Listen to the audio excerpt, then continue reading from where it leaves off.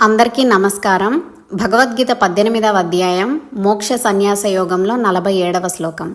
శ్రేయాన్ స్వధర్మో విగుణః పరధర్మాత్ స్వనుష్ఠితాత్ స్వభావనియతం కర్మ కుర్వన్నాప్నోతి కిల్బిషం.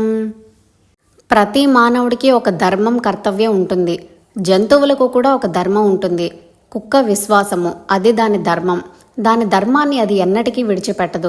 కానీ మనిషి విశ్వాసఘాతకం, నమ్మక ద్రోహం చేయడంలో ఉన్నత ప్రమాణాలు నెలకొల్పాడు. క్రూర జంతువులకు క్రూరత్వం వాటి ధర్మం. ఆ క్రూరత్వాన్ని మానవుడు పుణికిపుచ్చుకున్నాడు. క్రూర జంతువులను మించిపోయాడు. పిల్లి తన తోటి పిల్లిని చంపదు, పులి సాటి పులిని చంపదు. కానీ మానవుడు తన తోటి మానవుని చంపుతున్నాడు. అంటే మానవునికి తన స్వధర్మం కంటే పరధర్మం మీద మక్కువ ఎక్కువ.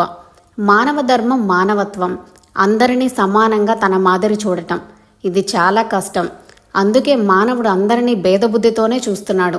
అంటే మానవులు ఎవరి ధర్మం వారు పాటించడం లేదు, పరధర్మాన్ని పాటిస్తున్నారు. ఇంకా చెప్పాలంటే తాము ఎక్కడి నుండి వచ్చామో తెలుసుకోవడం స్వధర్మం.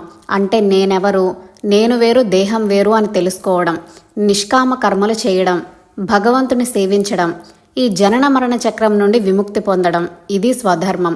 ఇది చాలా కష్టం. నేనే ఈ శరీరము, ఇదంతా నాది, ఈ ప్రాపంచిక సుఖములన్నీ అనుభవిస్తాను, ఆస్తులు, భార్యాబిడ్డలు, బంధుమిత్రులే నా సర్వస్వం అనడం పరధర్మం.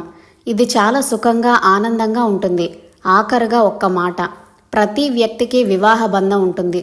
భార్యను సహధర్మచారిణిగా చూడటం భర్త ధర్మం. భార్యను వదిలిపెట్టి ఇతర స్త్రీల మీద వ్యామోహం పెంచుకోవడం పరధర్మం. ఇదే సూత్రం స్త్రీలకు కూడా వర్తిస్తుంది. భార్య భర్తలు ఎవరి ధర్మం వారు నిర్వర్తిస్తే ఈ నేరాలు ఘోరాలకు ఆస్కారమే ఉండదు అని గ్రహించాలి.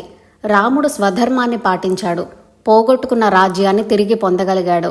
రావణుడు పరధర్మాన్ని ఆశ్రయించాడు. ఇతరుల సొత్తును ఆశించాడు. ఉన్న రాజ్యం పోయింది. చివరకు ప్రాణం కూడా పోయింది. ఎవరైతే కొంచెం కష్టమైన స్వధర్మాన్ని పాటిస్తూ పరధర్మం జోలికి పోకుండా ఉంటే అతడికి ఎటువంటి పాపము అంటదు.